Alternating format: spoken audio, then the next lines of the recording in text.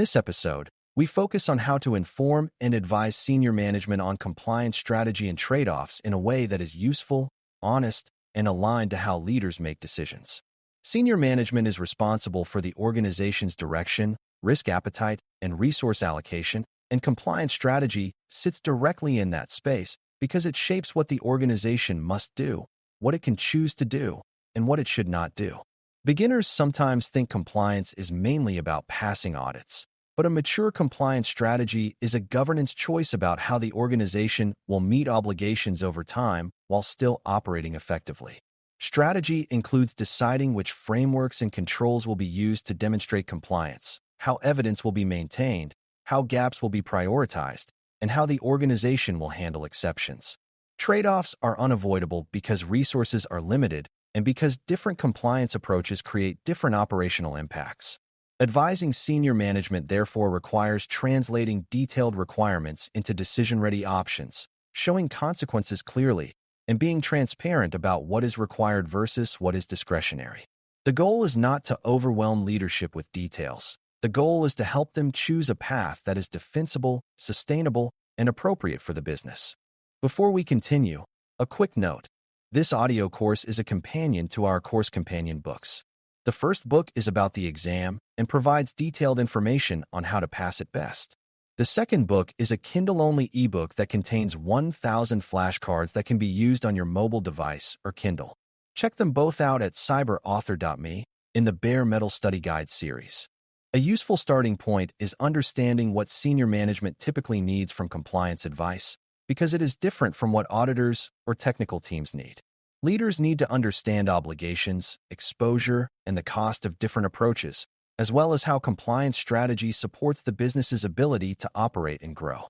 They also need to understand where compliance efforts will create friction, such as slowing deployments, increasing documentation, or requiring new training, because those impacts affect productivity and revenue. Senior management is often balancing competing priorities, such as product speed, customer expectations, and regulatory risk, so your advice must make trade-offs explicit. That means you describe not only what the organization should do, but what it must give up or adjust to do it. For beginners, the key point is that leadership decisions happen at a different altitude. A good advisor packages complex compliance reality into clear choices that can be compared without hiding important constraints. Compliance strategy begins with scope because the organization cannot manage what it has not clearly defined. Scope includes which laws, regulations, contracts, and standards apply, which business units and systems are affected, and what types of data are in play. If scope is too broad, the organization wastes resources treating low-risk areas as heavily regulated, and staff becomes cynical about compliance. If scope is too narrow, the organization misses real obligations and creates serious legal and business exposure. Advising leadership with clarity means presenting the scoped compliance landscape in a way that connects to business structure, such as showing which products or services are under which obligations and why. It also means highlighting where obligations overlap, because overlap offers opportunities to simplify by using common controls. For beginners, a helpful way to think about scope is that it defines the playing field. Strategy decisions make sense only when everyone agrees on where the boundaries are. Once scope is set, senior management needs to understand the organization's compliance posture, meaning the current state relative to obligations. This is where many programs fail because they use vague statements like "we are mostly compliant," which is not decision-ready. A useful posture description highlights key gaps, their business impact, and their urgency, especially if deadlines, audits, or contract renewals are approaching. It also distinguishes between control gaps, evidence gaps, and process gaps. A control gap is a missing or weak safeguard. An evidence gap is when a control exists but cannot be proven reliably. And a process gap is when responsibilities and routines needed to maintain compliance are missing. These distinctions matter because they lead to different strategies. A program heavy on controls but light on evidence may pass fewer audits despite being technically strong, while a program heavy on evidence but light on real controls may create paper security that fails under real threats. For beginners, the takeaway is that compliance posture is not a feeling. It is a mapped set of strengths and weaknesses that can be prioritized. Now we get into strategy options, which often involve choosing between different ways to satisfy requirements in a sustainable way. One option might be to adopt a single core control framework and map other obligations to it, creating a unified compliance backbone. Another option might be to manage compliance separately by obligation, with separate reporting and evidence tracks, which can sometimes make sense in highly diverse environments but often creates duplication. Some organizations choose a centralized compliance model, where a core team manages policy, evidence, and audit coordination, while others choose a federated model, where business units own their compliance obligations with central oversight. Each option has trade-offs in speed, consistency, ownership, and burden. Advising senior management means explaining these options in terms of governance and operational impact, not in terms of abstract compliance ideals. For beginners, it helps to see strategy as an architecture for how compliance work is done, not only which controls are used. The architecture you choose shapes whether compliance becomes a manageable discipline or a constant scramble before audits. Trade-offs often show up most clearly in the balance between security rigor and operational agility, because stronger controls can create friction if implemented without careful design. For example, tighter access management improves control, but it can slow productivity if workflows are unclear. More rigorous change control improves stability, but it can slow delivery if approvals are bottlenecks. More detailed documentation improves audit readiness, but it can consume staff time if templates are poorly designed. Advising leadership requires describing these impacts honestly and proposing ways to reduce friction through good design rather than through weakening controls. That might include simplifying processes, clarifying roles, and using consistent evidence practices so teams do not reinvent documentation repeatedly.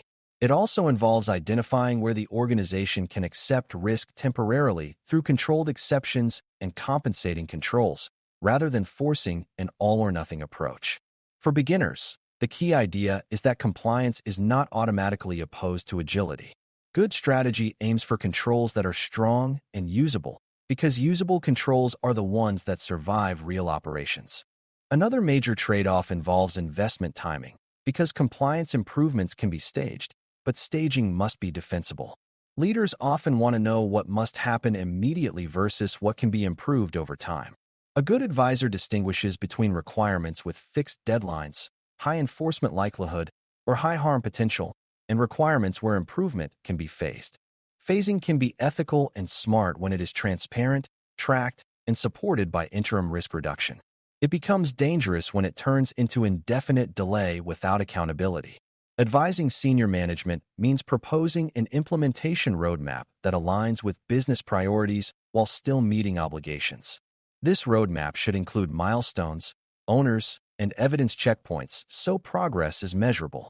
For beginners, it helps to see that a compliance strategy is not only a destination, it is a plan for getting there. Without a roadmap, strategy becomes aspiration and trade-offs become excuses. Exceptions and risk acceptance are another area where leadership must make deliberate trade-offs, because some obligations are difficult to meet immediately due to legacy systems, vendor constraints, or resource limitations. Advising leadership means explaining when exceptions are appropriate, how they should be documented, and what compensating controls can reduce risk while an exception exists. It also means clarifying who has authority to accept the residual risk and how that decision will be reviewed over time. A well-managed exception process can preserve operational continuity while still maintaining governance integrity. A poorly managed exception process becomes a loophole that undermines compliance and increases risk. For beginners, the key insight is that exceptions are not inherently unethical, but they must be controlled, justified, and time-bound to be responsible. Senior management must understand that accepting risk is a decision with consequences, not a way to avoid work quietly. Finally, advising senior management requires clear communication about evidence readiness, because compliance is often judged by what you can prove, not only by what you believe is true. Evidence readiness includes having policies, procedures, records, and technical artifacts that demonstrate control operation over time. It also includes having staff who can explain processes consistently, because auditors and partners often evaluate the reliability of the program through interviews and walkthroughs. Strategy decisions must account for evidence workload, because evidence production can become a hidden burden if not streamlined. Advising leadership means showing how evidence practices can be standardized, how ownership can be assigned, and how routine reviews can keep evidence current rather than scrambling before audits. It also means explaining that evidence is a form of operational discipline, not just a compliance artifact. For beginners, it helps to see evidence readiness as the organization's ability to tell a consistent, truthful story about how it protects information. When that story is backed by records and repeatable processes, audits become less disruptive and compliance becomes less reactive. Informing and advising senior management on compliance strategy and trade-offs means translating complex obligations into clear governance choices that leaders can own. You start by scoping what applies and mapping the current posture with specific gaps, distinguishing between control, evidence, and process weaknesses. You present strategy options as architectures for how compliance work will be managed, such as unified versus fragmented approaches and centralized versus federated ownership, explaining the operational impacts of each.